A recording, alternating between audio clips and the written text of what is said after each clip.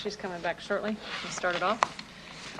Good afternoon, and welcome to the June 29th, 2021 Board of Police Commissioners meeting. We acknowledge that we are on traditional lands of Treaty 4 territory, a treaty signed with 35 First Nations across southern Saskatchewan, parts of Alberta and Manitoba, and the original lands of the Cree, Saulteaux, Dakota, Nakota, Lakota, and on the homeland of the Métis Nation. We do have individuals meeting social distancing requirements, and they're appearing.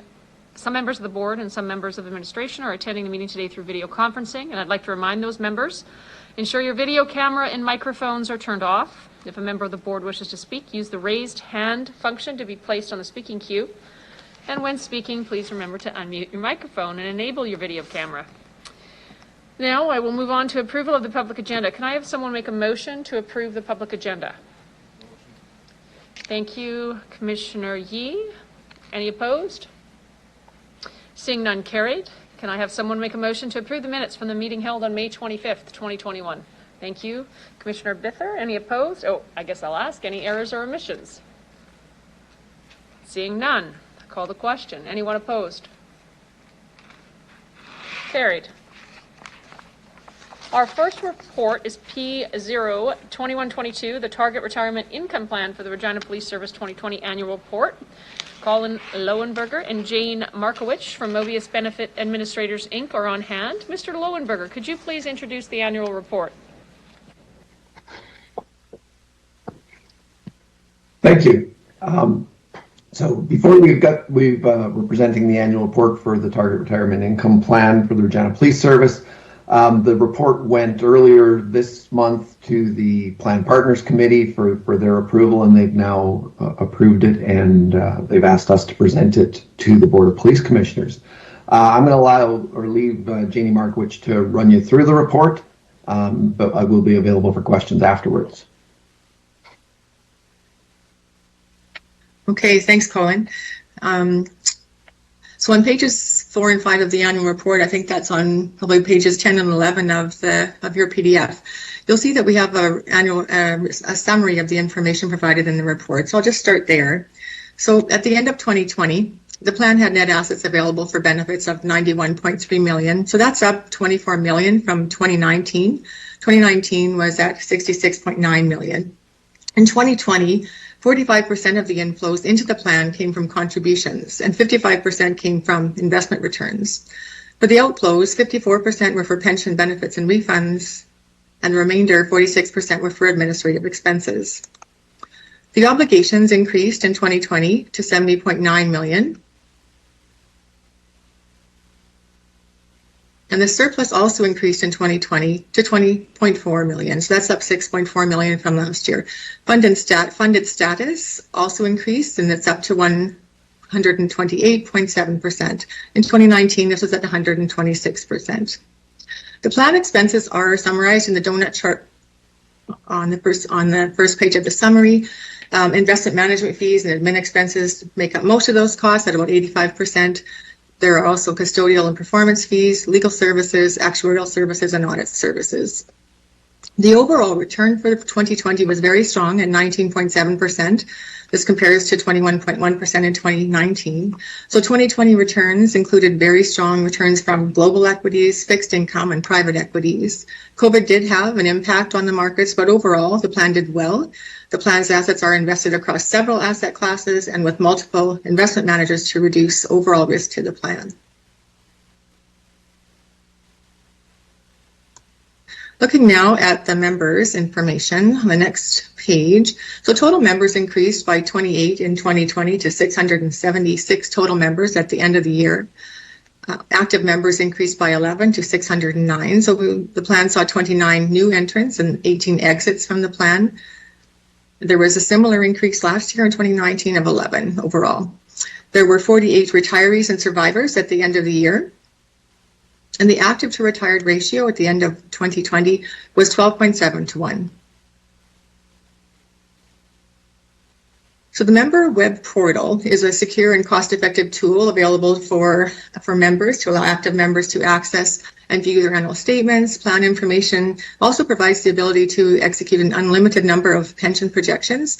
During 2020, the individual sign-ins and usage of the portal increased by about 37.2%.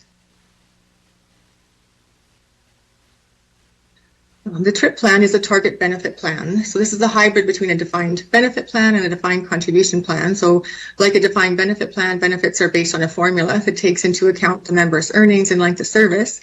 And like a defined contribution plan, the actual benefits are dependent upon the plan's experience over time. The TRIP plan benefits are based on the affordability ratio. This calculation is done annually according to actuarial standards. The ratio of assets to liability is calculated, and based on this ratio, the actual benefits or contributions may be changed.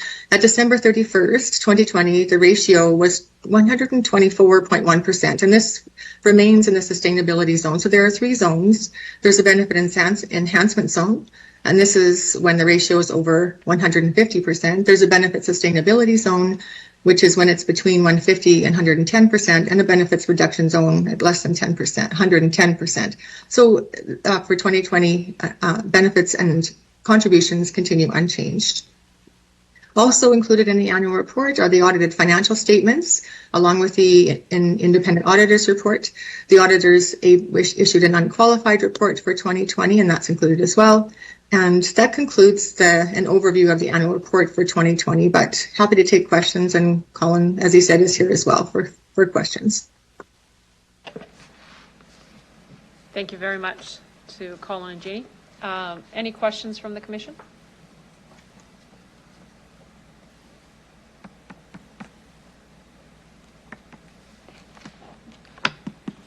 Seeing none, could I have a motion to receive and file the annual report? Thank you, Councillor Stevens. Anyone opposed? Carried. Thanks very much for the presentation.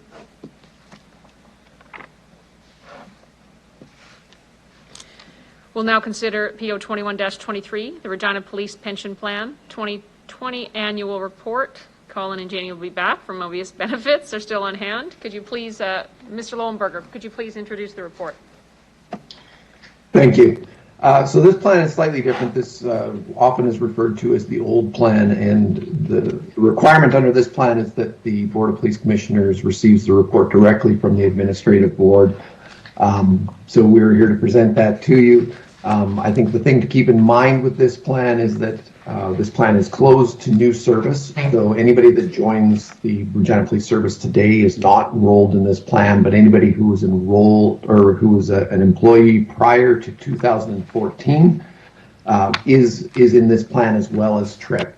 And that I guess the last thing to keep in mind is, as a result of that change, the Board of Police Commissioners is paying the unfunded liability in the plan. So that essentially the Board of Police Commissioners is paying the deficit in the plan, and the contributions are fixed. So we have slightly different goals for this plan.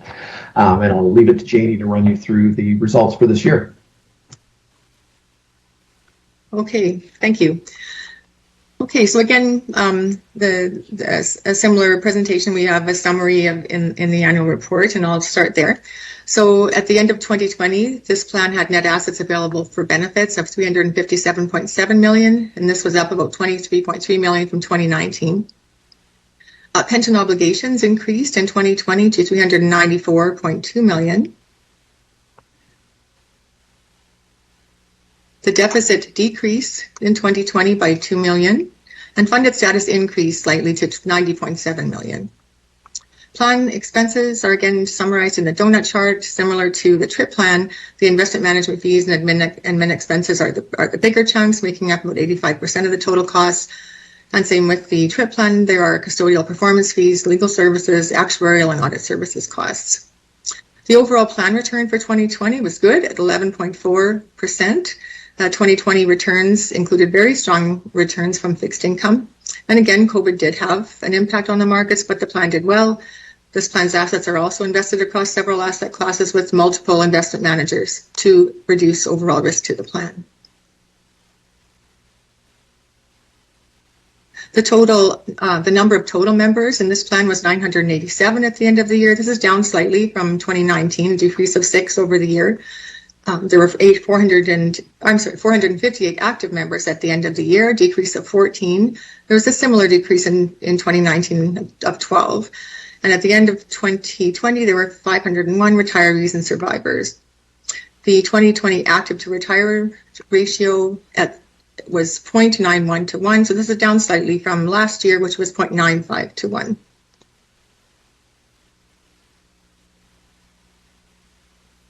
Okay. We have similar notes in this annual report on the usage of the portal. The statistics are the same for both plans, and for this annual report, the audited financial statements are included as well, along with the auditor's report. Again, there was an unqualified opinion on the financial statements. And that concludes the overview for this annual report, but again, happy to take questions. Thank you. Any members of the commission have any questions? Seeing none, thanks again for the presentation. Could I have a motion to receive and file the annual report? Thank you, Commissioner Yee. I'll call the question. Any opposed? Seeing none. Thanks very much, Mr. Lowenberger and Ms. Markowicz, for the presentation today. Appreciate it. We will now consider P021-24, Community Services Division Patrol. Chief, could I ask that you please introduce this report? Thank you very much, Mayor Masters, and good afternoon to members of the Board of Police Commissioners. As you know, each month in our public session of our meetings, we bring forward an area within our police service that we like to highlight. And so this month we've brought forward patrol, which is a very big section of our police service. It's a complex area, and really I think it's the area that most people think of when they think of police and policing. It's that frontline uniformed response that we have in our community. So here to present the report today, the author of the report as well, is Superintendent Laura Lee Davies, who's in charge of Community Services Division. Laura Lee? Good afternoon, Commission. I'll apologize in advance. Some of this information might be repetitive from the information that you heard this morning, so I'll just hit the highlights of the report, and please ask any questions that you may have. So, as the Chief mentioned, our patrol area is our largest contingent of officers in the service, and there are 4 sort of main branches where we have officers within the Regina Police Service, the Community Services Division being one. We have approximately 245 employees in the Community Services Division, and about 185 of those are officers assigned to patrol. So patrol consists of 4 teams, which cover a 24/7 shift rotation, and they work 12-hour shifts of both days and nights. Each patrol team is headed up by a watch commander, that's a staff sergeant, and they are essentially in charge of that shift that's working for their given shift. Officers on each shift are divided into 3 districts, so north, central, and south, and each of those districts are further divided down into smaller zones. So the North District is basically the city north of the CP tracks. It's divided into Northwest, Northeast, and West. And the Central District is the North Central Community Association, the Heritage Community Association, and the Downtown Core. And the south is basically the rest of the city. So if you subtract the downtown and the Heritage Community Association, anything south of the tracks is the South District. And that's further divided down into 4 zones. In addition to the 4 patrol shifts, we also have teams A and B, and they are shifted to cover peak times of calls for service, and they are assigned to the Central District. So the largest majority of our 911 emergency calls are in the Central District, and so those officers are deployed strategically in order to best respond to those emergencies. The patrol workload assessment was a piece of work undertaken in 2016-2017 to manage or to calculate the workload of patrol officers. And I won't go into too much detail on that as we did cover it this morning. But basically what that was able to do was to allow us to determine workload for frontline officers and to be able to deploy them effectively. So you'll see on page 4, there is a chart that details our calls for service overlaid with our start times for teams A and B. And you'll see that they are strategically deployed in order to hit those peak calls for service. So that was just one piece of work from the patrol workload assessment that ensured that we were able to deploy officers effectively.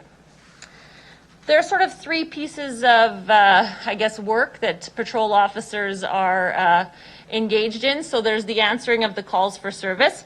Typically that is about 47% of their time.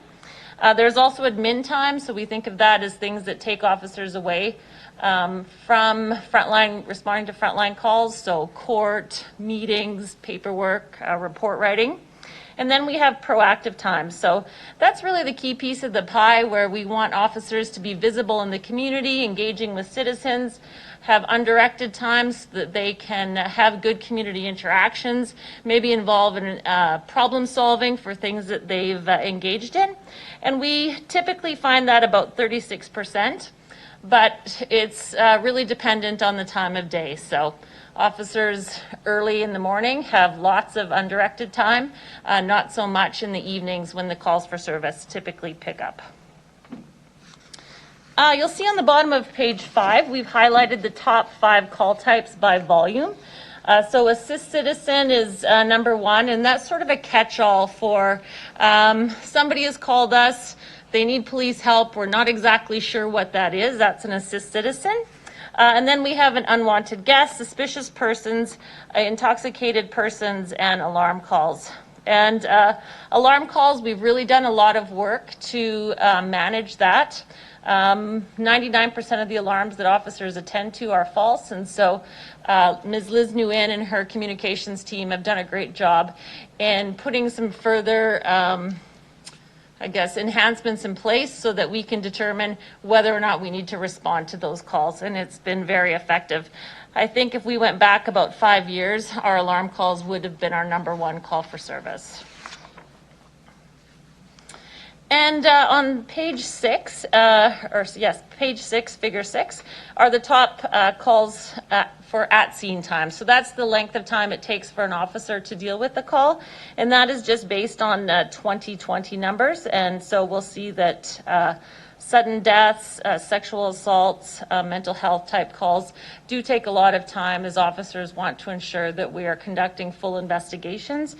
And some of that does involve wait times at hospitals and medical facilities where we'll be there with the complainants or victims in order to ensure that they get medical attention they need. In terms of resourcing, over the course of the year, the officers available for duty really sort of decreases. So patrol doesn't have anywhere to backfill from except for new hires. And so if we have vacancies or retirements in other areas of the service, that will pull officers away from patrol. And so, at the start of the year, we might have 185 on paper, but by the time we get to the end of the year, that number can be quite substantially depleted. And of course, we have to worry about employee wellness and the effect that sort of busy workload and traumatic type calls have on them. And so on average, we have about 38 people off at any given time in relation to, could be WCB or occupational stress injuries. So those numbers are subtracted from our frontline resources on any given day. I think that's really the highlights of what we wanted to cover. You know, most interactions people have with members of Regina Police Service are through our patrol division, and so they really do have to be sort of a jack of all trades in terms of having all types of skills in terms of mediation, de-escalation, and really problem solving. And so, thank you.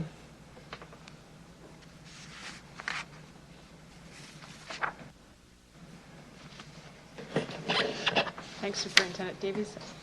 Councillor Stevens. Great, thank you. I'm really appreciating these reports that you're providing us on a monthly basis. It's very helpful. First question about the alarm. So I'm looking at the top 5 call types.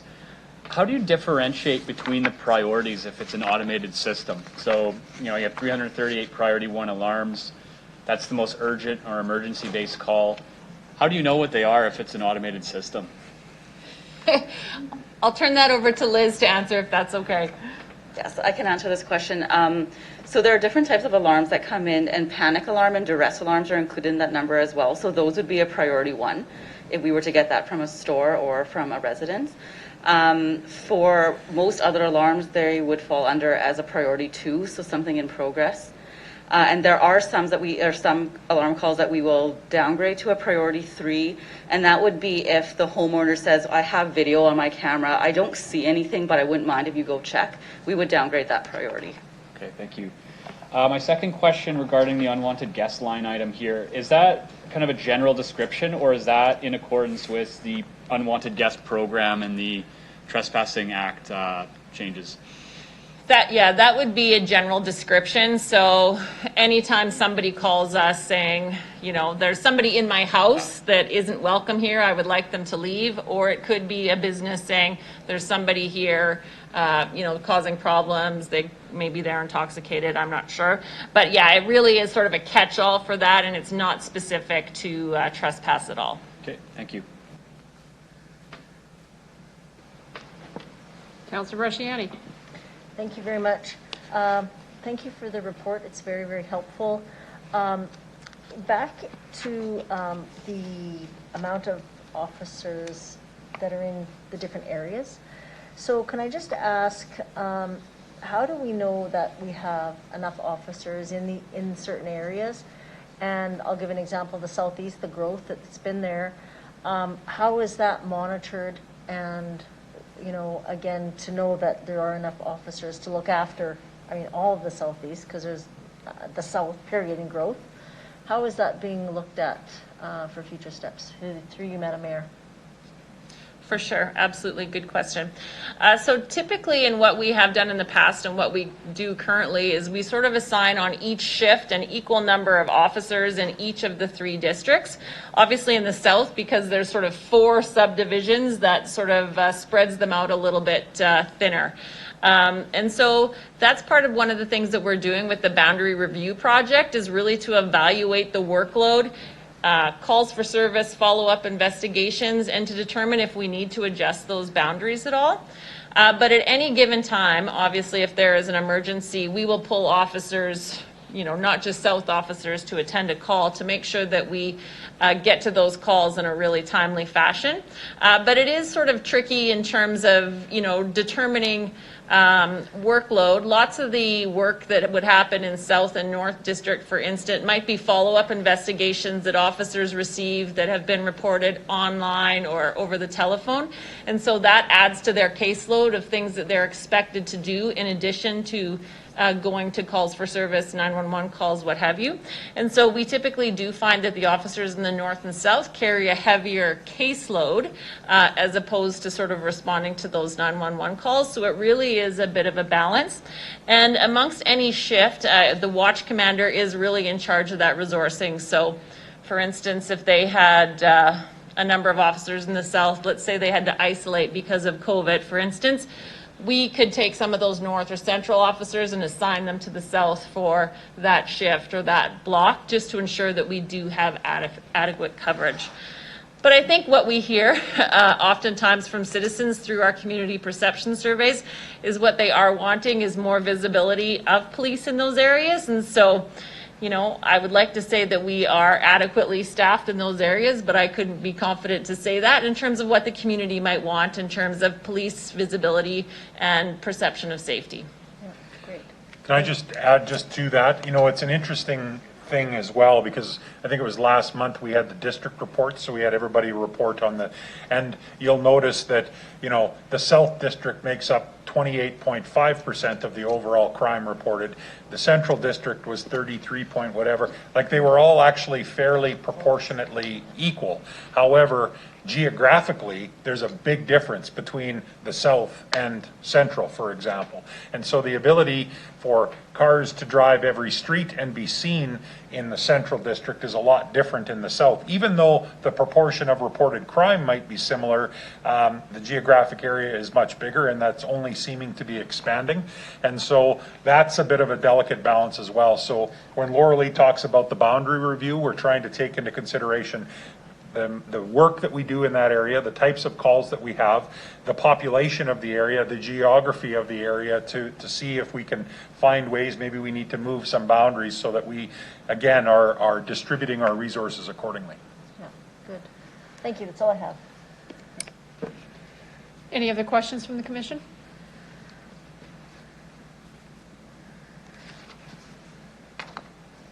I have one.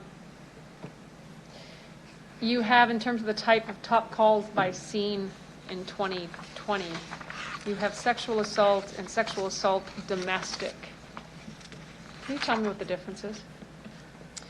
For sure. So we have a number of call types that have the domestic, I guess, attached to it. So it might be an assault domestic, or it could be something robbery domestic, for instance. But it's basically where the complainant is able to articulate that there is some sort of domestic relationship amongst the two people involved.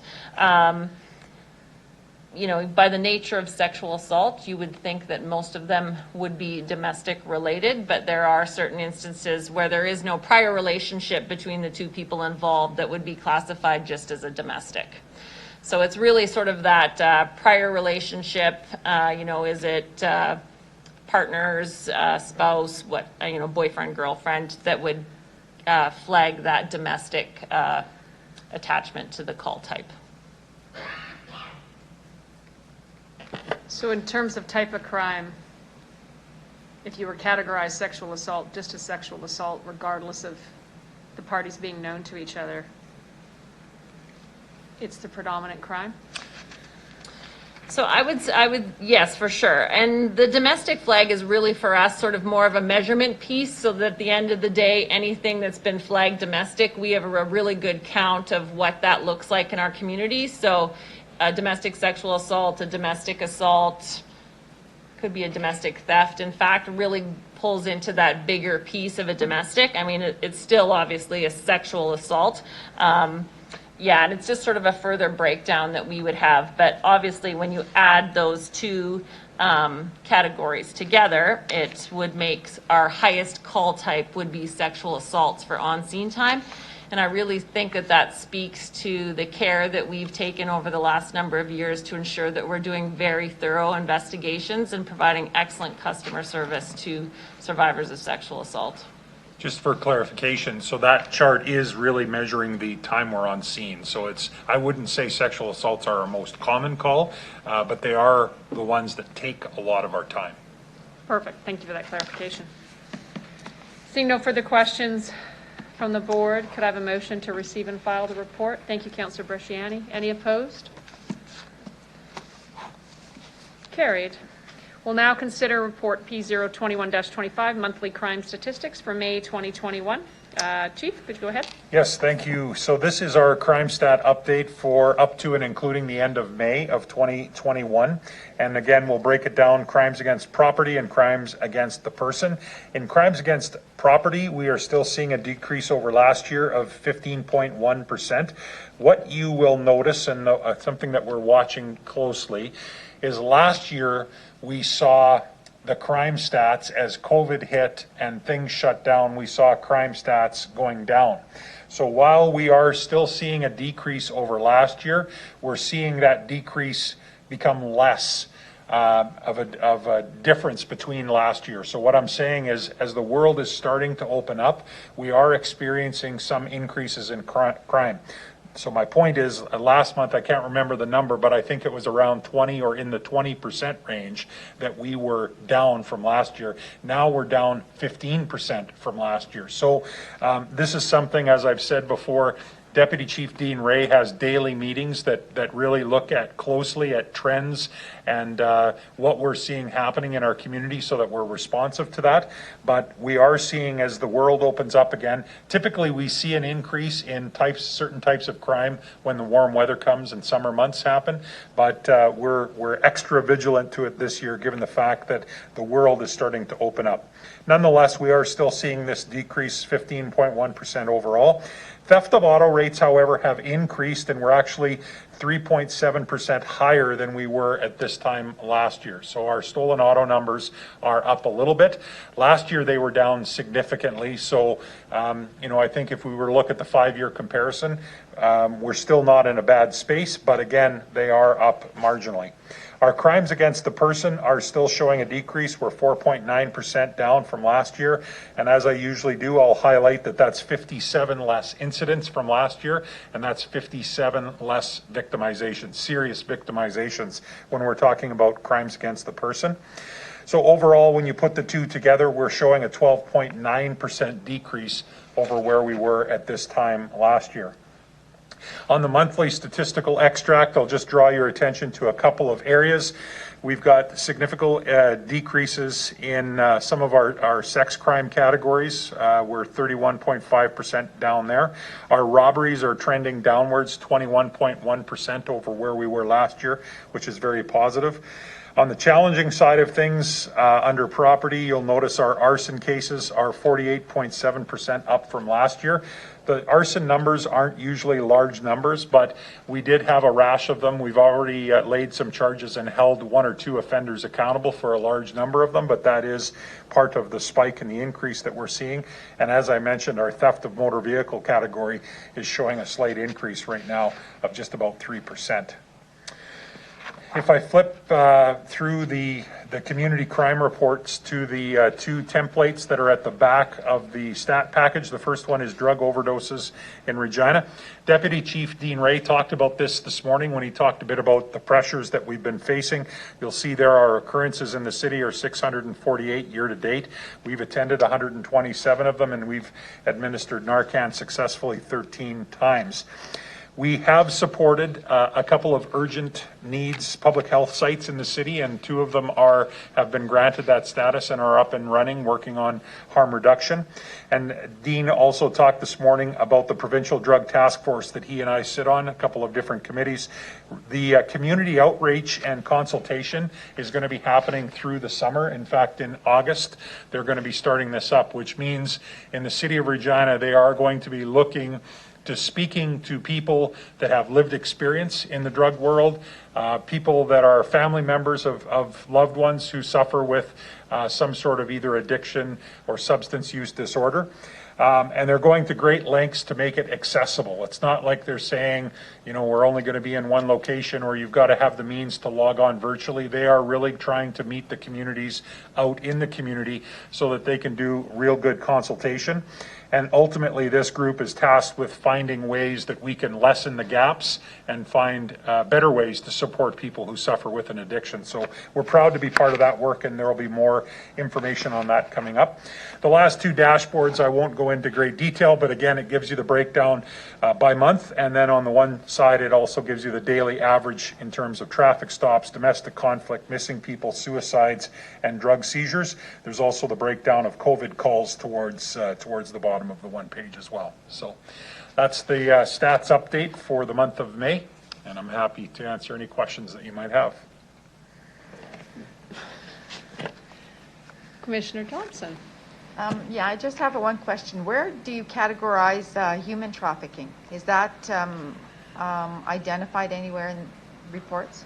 Yes, it is, and I'm just going to confirm here where we categorize it, where we capture it.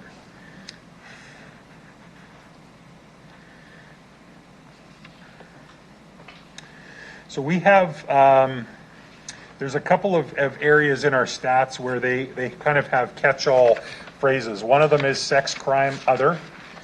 And so in that category, we would it would be captured in there. And then sex, crime with intent is another category where we have some of these numbers captured. So I think it would depend on often if there were charges laid, whether they be captured in these crime stats. So that's a good example of someone who is being trafficked or exploited that way. Our officers, our vice section does a lot of work. In fact, they're one of, I would say, a few vice sections in Canada that have got some extensive training on human trafficking. But oftentimes it results in helping the victim get back home. I just talked to the officers who recently returned a young lady back to Montreal, back to her home. She was out here being sex trafficked, but there were no charges that were attached to that. And so as a result, the charges might not show up in here. However, the work is being done on that. So Superintendent Steve Lee, I don't know if you have anything that you would like to add to that? No, Chief, you covered everything to say trafficking itself might not be captured in a charge, but the other associated offenses may be. So it'd be captured in different categories is what I can say from the Chief. Okay, thank you.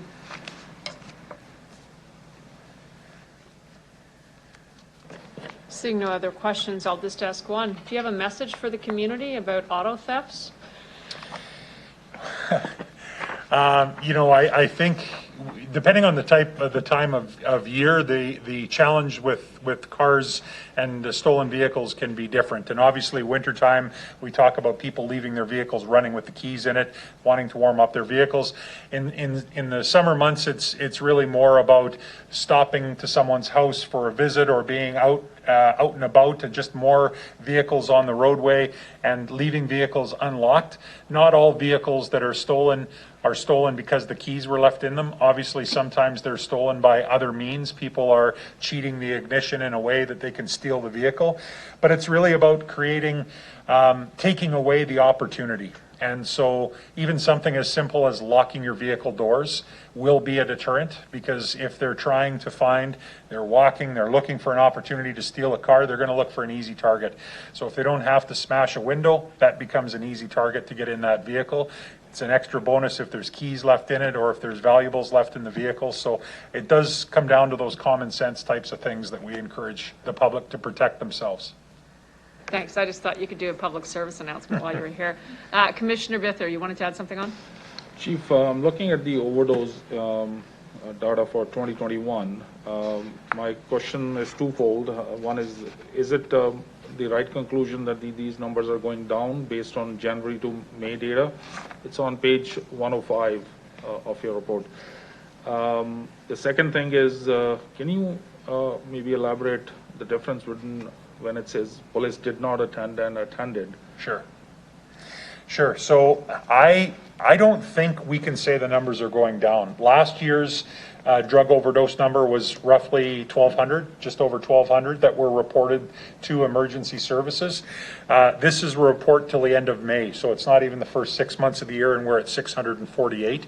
So I don't think we're tracking low. In fact, I fear that we're going at least in the same direction as last year.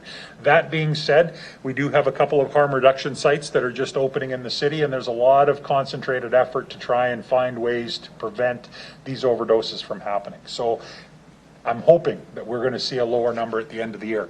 In terms of attending, police don't attend all overdose calls. In their the essence of the call, it's actually not a police call for service, it's a health call for service. Someone has got a health issue, and so oftentimes they are reported and police don't need to attend. However, there are lots of situations where emergency medical staff aren't comfortable going in on their own and will request police to attend. That being said, often with calls like this, it's proximity, who can get there first. Sometimes fire are able to get there before EMS and police. Other times police might be right around the corner and able to get there first.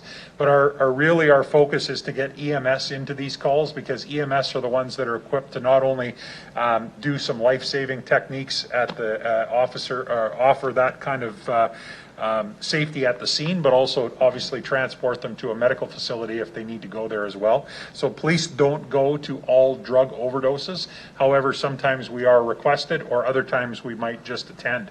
I will say we did make some conscious decisions to go only when we're requested through COVID. Drug overdose calls tend to be a very high risk for the spread and transmission of COVID. And so knowing that we aren't the predominant responding agency, it really is a health call. We only went when we were asked to go. So I think you probably actually might have seen a decline in the last year and a half in the number of drug overdose calls that we went to. However, we still track them very closely. We work with EMS and other emergency responders to be able to understand that, because as we've said before, these drug overdoses directly correlate to some of the other challenges that we have in our community as well. Thanks for. Thanks. Seeing no other questions, can I get a motion to receive and file the report? Thank you, Councillor Stevens. Anyone opposed? Seeing none, I need a resolution for a private session. Thank you. We will provide a break at this point in time simply to give press a chance to interview if they want to.